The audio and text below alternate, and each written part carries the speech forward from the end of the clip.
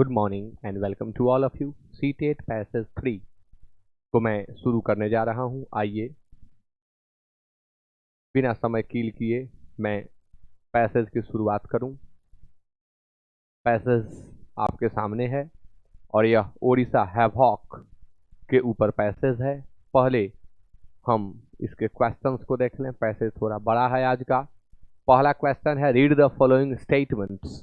आप स्टेटमेंट्स को रीड करें। आप जानते हैं यह तब होता है जब आप पूरा पैसेज पढ़ जाएं। बिना पूरा पैसेज पढ़े ऐसे क्वेश्चंस को आप नहीं बना सकते हैं। अब दूसरा क्वेश्चन है, the destruction of the mangrove forest can not be attributed only to. जहां मैंग्रोव फॉरेस्ट की बात की गई होगी वहां से इसका आंसर हमें मिल जाएगा। तीसरा प्रश्न है, स्टडी द फॉलोइंग स्टेटमेंट्स। ये भी वही है, यानी हमें बेहतर होगा कि हम पैसेज को पढ़ लें। The havoc the October super cyclone cost in Odisha could have been avoided. जो प्रलय अक्टूबर महीने में सुपर साइक्लोन के कारण उड़ीसा में हुआ, कुड हैव बीन अवॉइडेड, उसे टाला जा सकता था, उसे एवर्ट किया जा सकता था। could have been avoided, could have been averted had its forests not been destroyed। यहाँ कॉमा होगा। had its forests not been destroyed to develop shrimp farms। क्या कारण हुआ, क्यों यह इतना बड़ा हैवॉक हुआ, इतना विनाश हुआ, प्रलय हुआ? कारण यह है कि श्रिम्प फार्म्स के लिए, यानी जो झींगा मछली है उसके फार्मिंग के लिए डिस्ट्रॉय कर दिया गया फॉरेस्ट को। किसको डिस्ट्रॉय किया गया? फॉरेस्ट को। और फॉरेस्ट को डिस्ट्रॉय करने के कारण इतना बड़ा प्रलय आ गया अक्टूबर में। न्यू साइंटिस्ट मैगजीन क्योटिंग, कोई नई साइंटिस्ट मैगजीन है जो क्योट कर रही है coastal geographers from Cambridge university, यानी जो कोस्ट के बारे में, जो क्षेत्रीय इलाका, कछाड़ी इलाका, समुद्र के तट के लिए कोस्टल एरिया का यूज होता है। तटीय इलाका के बारे में जो जियोग्राफर्स कैम्ब्रिज यूनिवर्सिटी की अपनी राय दी, अपनी विचार दिए, उसे क्योट कर रही है साइंटिस्ट मैगजीन और कह रही है रिसेंटली सेड। उसमें उन साइंटिस्ट्स ने क्या कहा कि the coast line was once covered with mangrove forest. उन साइंटिस्ट्स ने कहा जो कैम्ब्रिज यूनिवर्सिटी के हैं, उन्होंने रिसर्च करके यह बात बताई कि कभी कोस्ट लाइन जो ओडिशा का था वह कवर्ड था, ढका हुआ था। कवर्ड के साथ हमेशा विद का प्रयोग होता है मैंग्रोव फॉरेस्ट से। And this would have dissipated the incoming wave energy. देखिए, ये रोक तो नहीं सकता था।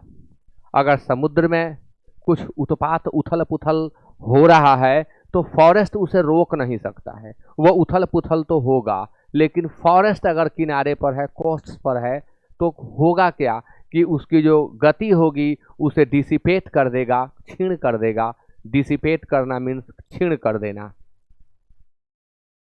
सीधे तट पर आकर के टकराहट नहीं होगी, पहले वहाँ जो पौधे होंगे उन पौधों में वो जो लहर आएगी आकर के टकराएगी और तब उसकी जो विनाशक स्पीड है, डिस्ट्रक्टिव स्पीड जो उसकी होगी, वह वहाँ डिसिपेट कर जाएगी, क्षीण हो जाएगी। और यदि ऐसा हुआ होता, मैंग्रोव ट्रीज को नहीं हटाया गया रहता, इन प्लांट्स को वहाँ से नहीं हटाया गया रहता श्रिम्प फार्मिंग के लिए, तो शायद ऐसा नहीं हुआ होता।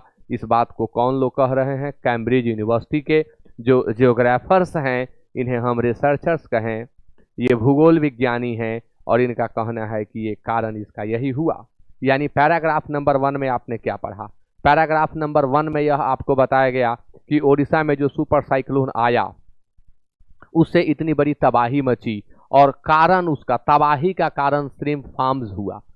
तूफान तो आना है, जाना है समुद्र में, लेकिन जो तटीय इलाके की चीजें हैं उनमें छेड़छाड़ नहीं हुई होती, श्रिम्प फार्मिंग नहीं किया गया होता, तो इतना बड़ा नुकसान नहीं होता। यानी वो लहर जो है वो थम जाती, स्पीड उसका कम हो जाता। यही जियोग्राफर्स ने कहा कैम्ब्रिज यूनिवर्सिटी के। आगे बढ़ते हैं। Indeed, considering the unbridled human activity along the Indian coast, more Orishas can be expected at greater frequency for the delicate environment balance has been upset, compounding nature's abnormalities. वास्तव में Indeed का synonym होता है in fact, indeed और in fact. Considering the unbridled human activity, unbridled means होता है बेलगाम, unbridled means होता है बेलगाम, ब्रिडल शब्द से बना है, ब्रिडल मीन्स होता है लगाम, घोड़े को लगाम लगाया जाता है, वही लगाम ब्रिडल है। उसे हम वर्ब बना देंगे तो लगाम लगाना, नियंत्रित करना हो जाएगा। यानी अनब्रिडल्ड का सिनोनिम देना हो तो हम अनकंट्रोल्ड देंगे, क्योंकि ब्रिडल का सिनोनिम कंट्रोल होता है। एक और शब्द होता है ब्राइडल, ब्राइडल, ब्राइडल मीन्स होता है दुल्हन का, और ये है ब्रिडल, ब्रिडल मीन्स होता है लगाम। Indeed considering the unbridled human activity along the Indian coast, जो भारत में तटीय इलाके में खासकर उड़ीसा में जो बात हो रही है वह बेलगाम है, यानी वहाँ मानवीय गतिविधि पर कोई रोक टोक नहीं है, एकदम बेलगाम वहाँ सब कुछ चल रहा है। मोर ओडिशाज कैन बी एक्सपेक्टेड, ऐसा हो सकता है कि एक ओडिशा तो बर्बाद हुआ और भी ओडिशा बर्बाद होंगे, मतलब ओडिशा और कहाँ से होंगे, कहने का मतलब कि दूसरे स्टेट भी इस तरह से तबाह होंगे और सिटीज़ जो होंगे वो इसी तरह की तबाही को झेलेंगे यदि इस पे हम रोक नहीं लगाते हैं। तो कैन बी एक्सपेक्टेड, उम्मीद की जा सकती है कि ऐसा होगा एट ग्रेटर फ्रीक्वेंसी, और तब जो फ्रीक्वेंसी होगी वो हो सकता है कि ग्रेटर फ्रीक्वेंसी यानी इस फ्रीक्वेंसी से ज़्यादा फ्रीक्वेंसी होगी। फॉर, क्योंकि द डेलिकेट इन्वायरमेंट बैलेंस, कारण क्या बताया जा रहा है, क्योंकि जो डेलिकेट इन्वायरमेंट बैलेंस है यानी जो प्रकृति का संतुलन है, इन्वायरमेंट का, वातावरण का जो संतुलन है वह बड़ा डेलिकेट होता है, यानी वो टेंडर होता है, नाजुक होता है, टेंडर होता है, नाजुक होता है, डेलिकेट होता है। हैज़ बीन अपसेट, हम लोगों ने, मनुष्यों ने उसे क्या कर दिया है, अपसेट कर दिया है, उथल पुथल कर दिया है, उसमें सब उसे हम लोग जो है एकदम बदल करके रख दिए हैं अपनी सुविधा के लिए, अपने फायदे के लिए, अपसेट कर दिए हैं प्रकृति के संतुलन को। कंपाउंडिंग नेचर्स एबनॉर्मैलिटी, जिसका परिणाम क्या हो रहा है कि जो प्रकृति में असमानताएं आ जा रही हैं और वो कंपाउंड करके आ रही हैं, यौगिक के रूप में आ रही है, यानी गुणक के रूप में, और बढ़ करके हमारे सामने वो प्रकृति जो है विनाशक रूप धारण करके आ रही है। एबनॉर्मैलिटी, एबनॉर्मल का एब्स्ट्रैक्ट नाउन है, एबनॉर्मल मीन्स होता है असामान्य और एबनॉर्मैलिटी मीन्स असामान्यता। Paragraph number 3, India is not alone in targeting its coastal areas, सिर्फ भारत ही एक ऐसा देश नहीं है जो अपने तटीय इलाके को टारगेट कर रहा है। इकोनॉमिक एक्टिविटीज के लिए, यहाँ टाइप मिस्टेक है, एक्टिविटीज होगा, यानी आर्थिक गतिविधि के लिए सिर्फ भारत ही एक ऐसा देश नहीं है जो टारगेट कर रहा है अपने तटीय इलाकों को। लाइक पोर्ट्स, अब क्या इकोनॉमिक एक्टिविटीज क्या हो रही हैं, तो पोर्ट्स बनाए जा रहे हैं, वहाँ पर झींगा की खेती कराई जा रही है, ऑयल रिफाइनरीज बन रहे हैं, लग्जरी होटल्स बन रहे हैं, हॉलीडे रिजॉर्ट्स बन रहे हैं, यहाँ से इकोनॉमी प्राप्त होगी। अब इस इकोनॉमी के लिए जो प्रकृति का संतुलन है, जो प्रकृति ने सेटअप बना करके रखा है, हम उसे बर्बाद कर रहे हैं, उसे हम नुकसान पहुंचा रहे हैं। और सिर्फ भारत ही नहीं, और भी ऐसे देश हैं जो कर रहे हैं। इन अ फ्यू ईयर्स, कुछ वर्षों में, nearly 80% of the US population, आने वाले कुछ वर्षों में यूएस का 80% जनसंख्या will be living within 50 miles of the coast. 50 miles coast से, यानी जो समुद्र तट है उससे 50 माइल तक ये फैल चुके होंगे आने वाले कुछ ही वर्षों में।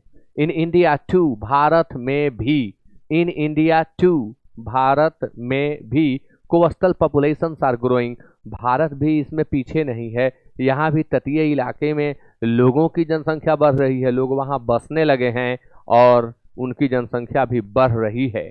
Paragraph number 4, the emergence of mega cities along the sea is seen as the single greatest threat. अगर आपसे पूछा जाए कि सिंगल ग्रेटेस्ट थ्रेट क्या है, सिंगल ग्रेटेस्ट थ्रेट क्या है, यानी सबसे बड़ा अगर खतरा किसी चीज से है कोस्टल इलाका को, तो वह क्या है, तो कहा जा रहा है कि the emergence of mega cities, यानी बड़े बड़े शहरों का प्रादुर्भाव, बड़े बड़े शहरों का प्रादुर्भाव जो है, एमर्ज का नाउन होता है एमरजेंस, वह सिंगल कॉज कहें हम, सिंगल कॉज है इस विनाश का वर्ल्ड कोस्टल इन्वायरमेंट, यानी जो पूरे विश्व में कोस्ट का इन्वायरमेंट तबाह हो रहा है, तो इसका एक अगर कारण बताना पड़े, कारण तो बहुत हैं, लेकिन अगर एक कारण बताना पड़े तो हम यही कहेंगे कि जो मेगा सिटीज एस्टैब्लिश की जा रही हैं, यही उसका सबसे बड़ा खतरा है, सबसे बड़ा कारण है। Today mangrove forests cover just 15.8 million hectares. आज मैंग्रोव फॉरेस्ट का जो कवरिंग एरिया है वह 15.8 मिलियन हेक्टेयर है, and are declining at an assumed rate of 2% every year. और यह डिक्लाइन कर रहा है, इसका क्षय हो रहा है, इसमें गिरावट आ रही है, डिक्लाइन कर रहा है। एक अनुमानित एज्यूम्ड रेट, अनुमानित रेट बताया जा रहा है कि 2% पर ईयर इसमें गिरावट आती जा रही है। 15.8 मिलियन हेक्टेयर है मैंग्रोव फॉरेस्ट, और इसमें 2% की गिरावट प्रत्येक वर्ष आती जा रही है। In the last few decades, पिछले कुछ दशकों में, फेवर इस ह्यूमन एक्टिविटी, मनुष्य की वह गतिविधि जो चिड़चिड़ा जैसी है, वैसे फीवरिश का चिड़चिड़ा होता है, लेकिन यहाँ कहें बीमार जैसा, यानी हम जो ये गतिविधि कर रहे हैं ये एक अच्छे विवेकशील शांतचित्त व्यक्ति के जैसा हम गतिविधि नहीं कर रहे हैं। हमारी जो यह एक्टिविटी है वह फीवरिश है, हैज आइदर डिस्ट्रॉयड और transform nearly 50% of the world's total mangrove forest area. अगर हम अभी की स्थिति बताएं तो जो मैंग्रोव फॉरेस्ट एरिया का पूरे विश्व का जो हिस्सा है उसका 50% हम या तो तबाह कर चुके हैं, या हम उसे ट्रांसफॉर्म कर दिए हैं, या तो हम उसे बर्बाद ही कर दिए हैं, डिस्ट्रॉय कर दिए हैं, या हम उसे एक नया रूप दे दिए हैं, ट्रांसफॉर्म कर दिए हैं। Worse, only about 1% of the global mangrove area protected. बदतर बात तो यह है कि सिर्फ 1% मैंग्रोव का जो ग्लोबल एरिया है वही प्रोटेक्टेड है। 1%, only 1% is protected. 1% he mangrove का एरिया जो है वह क्या है, प्रोटेक्टेड है, मतलब सुरक्षित है। Paragraph number 5, mangroves are flowering plants. Mangroves क्या हैं? अब यहाँ देखिए मैंग्रोव की चर्चा उस समय से हो रही है, अब बताया जा रहा है कि ये मैंग्रोव जो है ये फ्लावरिंग प्लांट्स हैं विच grow on tidal cost between the high and low water marks. ये फ्लावरिंग प्लांट्स हैं, ये फूल वाले पौधे हैं जो टाइड के समुद्र के किनारे जो है ग्रो करते हैं, बढ़ते हैं। कोस्टल प्लांट्स कहें इन्हें, high and low water marks में ये होते हैं इन क्ले एंड स्लिट, यानी ये जहाँ पर पनपते हैं होते हैं वहाँ मिट्टी और रेत दोनों का मिश्रण होता है। क्ले मीन्स होता है गिल्ली मिट्टी, और स्लिट मीन्स होता है ये बालू वाली मिट्टी, जो बालू और पानी में सनी मिट्टी होती है उसे हम कहते हैं silt. They possess unusual prop and knee root system. इस पौधे का जो रूट सिस्टम होता है, फ्लावरिंग प्लांट्स जो है यह मैंग्रोव, इसका जो पकड़ है धरती के साथ वो प्रॉप एंड नी की तरह है, मतलब इसका रूट सिस्टम है enables them to trap sediments. इसके जो रूट होते हैं वो योग्य बनाते हैं सेडिमेंट्स को, ये ट्रैप कर लेते हैं, उन्हें फंसा लेते हैं इन देयर रूट्स, अपने रूट्स में, and provide the sea bed a shallow slope.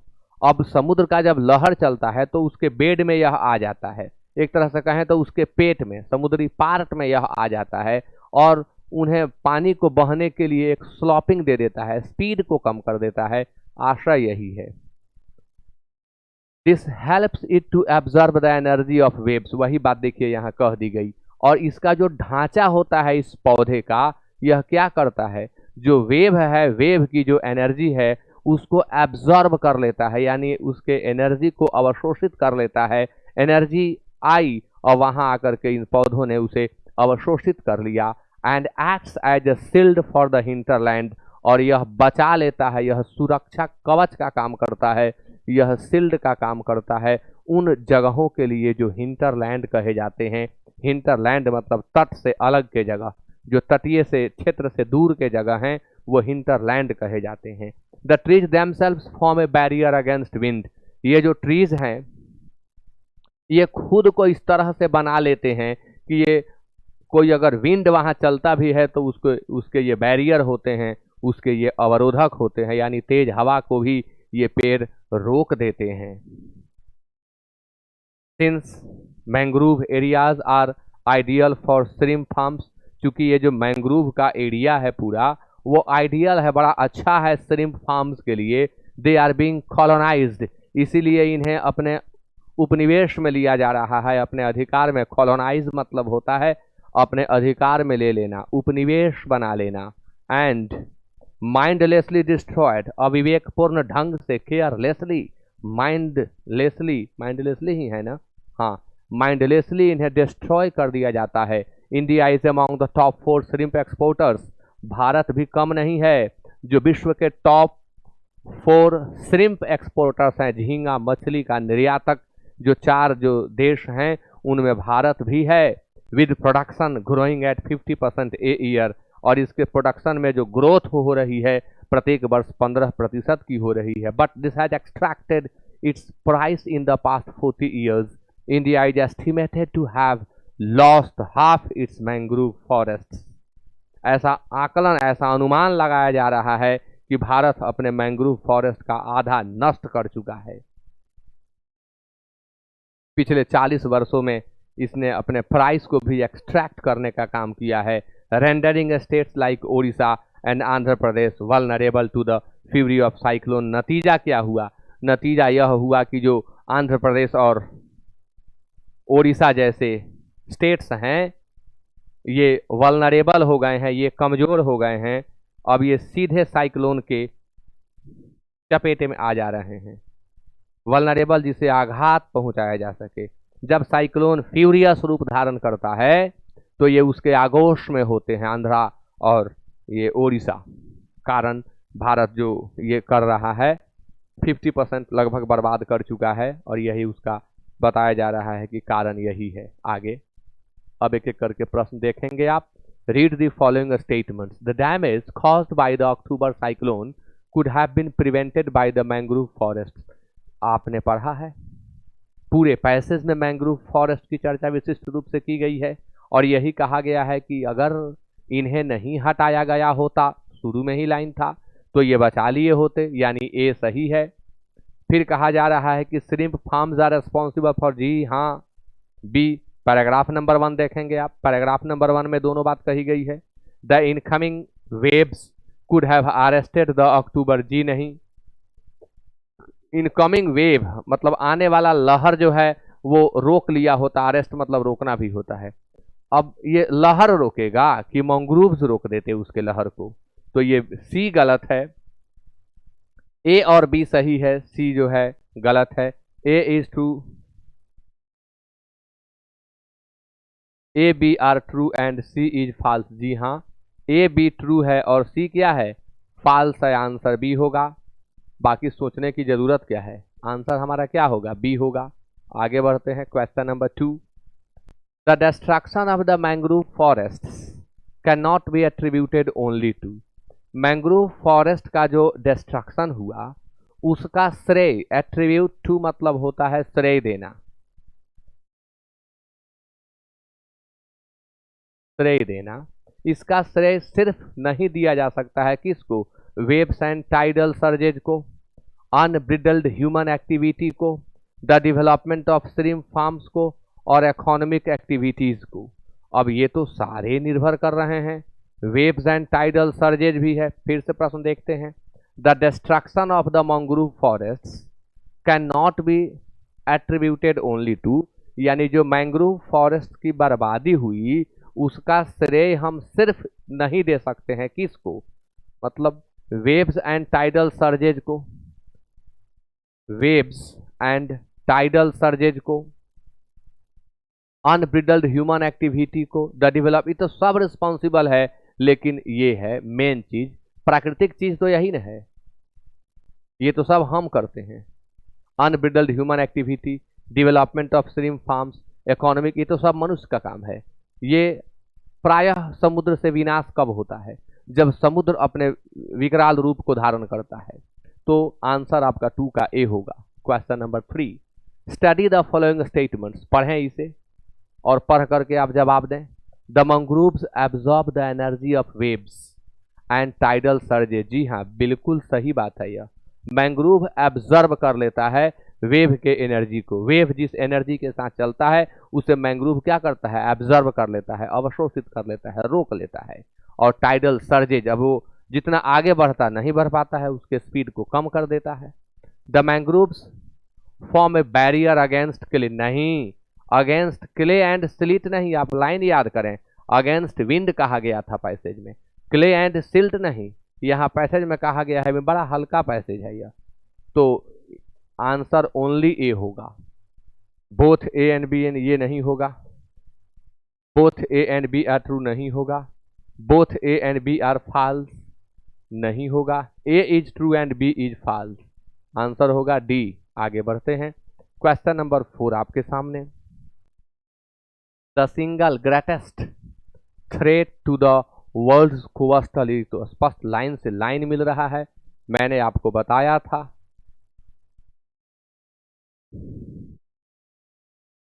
Single, back जा करके मैं नहीं दिखा रहा हूं, सारे आंसर दिखा सकता हूं लेकिन टाइम ज्यादा लगेगा, और चूंकि हर शब्द को मैंने समझा दिया है।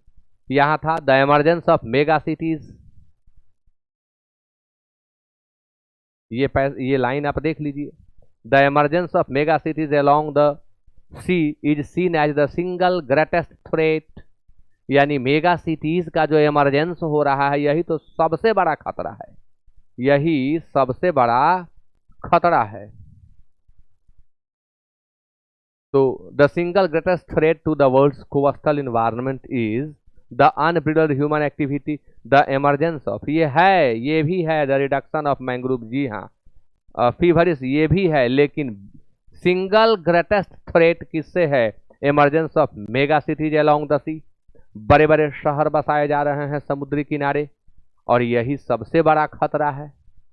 तो 4 का आंसर भी होगा।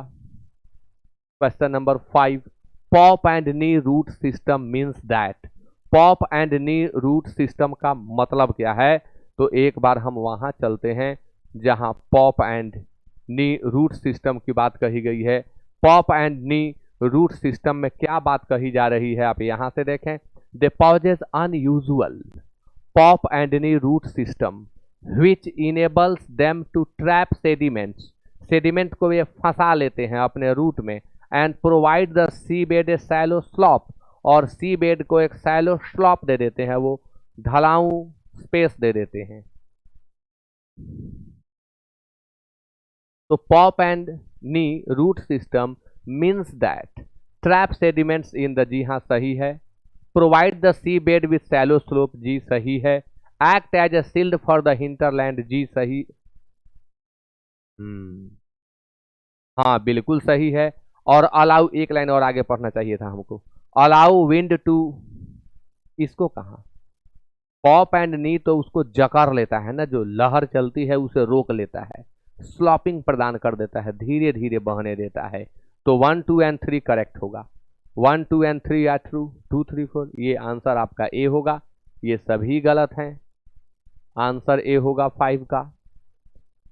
6, in para 1 incoming is used as an, paragraph number 1 में इनकमिंग का जो यूज किया गया है वो किस रूप में किया गया है?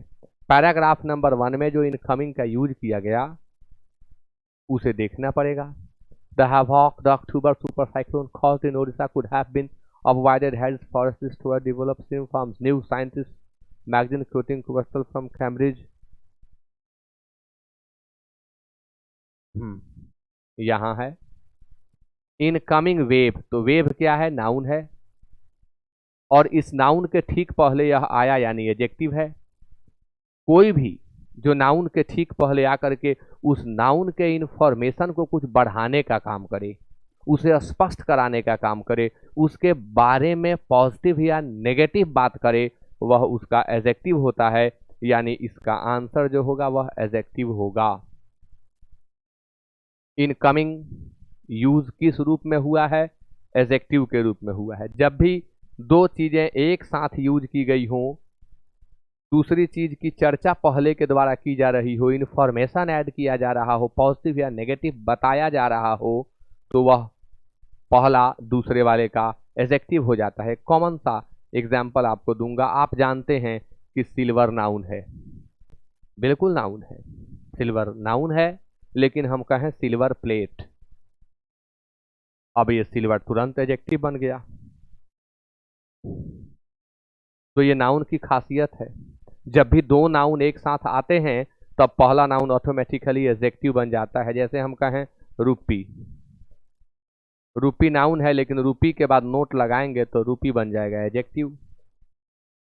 गोल्ड नाउन है, लेकिन गोल्ड के बाद हम चेन लगा देंगे तो गोल्ड बन जाएगा एडजेक्टिव। इस टेक्निक को सीख लें, ऐसे प्रश्न आएंगे तो आप इजीली बना लेंगे। Question number 7, unbridled in para 2 means, आपको बताया हूं वहां मैं कि अनब्रिडल, इस पर मैंने आपको और वर्ड भी दिया। ब्रिडल लगाम होता है, अब उसका हम वर्ब रूप में यूज करेंगे, लगाम लगाना होगा और ये हो जाएगा बेलगाम, एडजेक्टिव का काम करेगा। इसे कहते हैं पास्ट पार्टिसिपियल एडजेक्टिव। कैसे पहचानिएगा?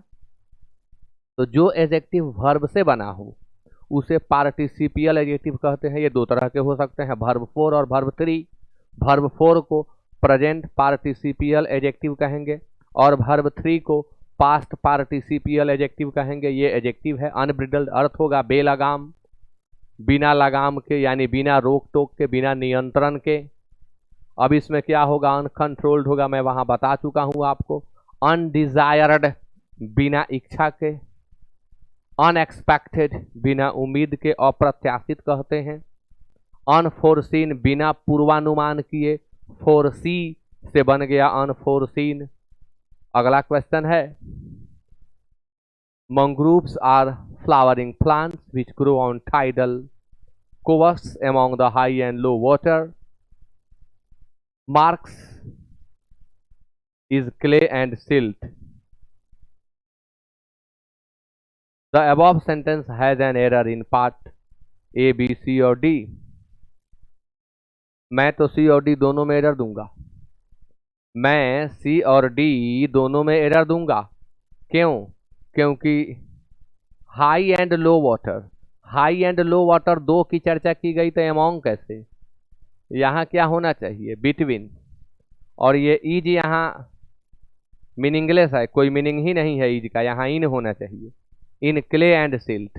तो डबल मिस्टेक है, बट इसको अवॉइड करिए, आंसर आपका सी होगा। अब इसको अवॉइड करिएगा तब, वरना ये भी तो गलत ही है। अब मैं इसलिए कह रहा हूं कि हो सकता है मेरे टाइपिस्ट से गलती हो गई हो। ये एकदम स्पष्ट लाइन है जहां मैंग्रोव को एक्सप्लेन किया गया है, परिभाषा जहां उसकी दी गई है। Mangroves are flowering plants which grow on tidal covers between the high and, देखिए बिटवीन बिटवीन बिटवीन, देखिए पकड़ में आया ना। अब वहां अमोंग है, यहाँ क्या है? बिटवीन है। क्यों? क्योंकि दो की बात हो रही है, high and low water marks, और यहाँ इन है और वहां ईज है, वो टाइपिंग मिस्टेक है। आंसर आपका ये होगा, बिटवीन होगा। ऐसे भी आप जानते हैं कि जब दो के बीच हम तुलना करते हैं तब बिटवीन का प्रयोग करते हैं, और दो से अधिक के बीच तुलना करते हैं तो हम अमोंग का प्रयोग करते हैं। यहाँ होगा बिटवीन, आपका आंसर हुआ सी। आंसर आपका होगा यहाँ पर सी। अब अगला प्रश्न, अच्छा इतना ही था इसमें। तो यह सेट कंप्लीट होता है। आप लोग से मैं बार बार फीडबैक मांगता हूं, लेकिन फीडबैक आप दे नहीं रहे हैं। क्लास अगर आपको अच्छा लगता हो तो आप फीडबैक देंगे तो मैं इसे कंटिन्यू करूंगा, अच्छा नहीं लग रहा हो तो मैं इसे छोड़ दूंगा। मैं न्यूज़ एडिटोरियल करा रहा था उसी को कंटिन्यू कर दूंगा। फीडबैक जरूर दें। Okay, with that it is over. Thank you so much to each one of you.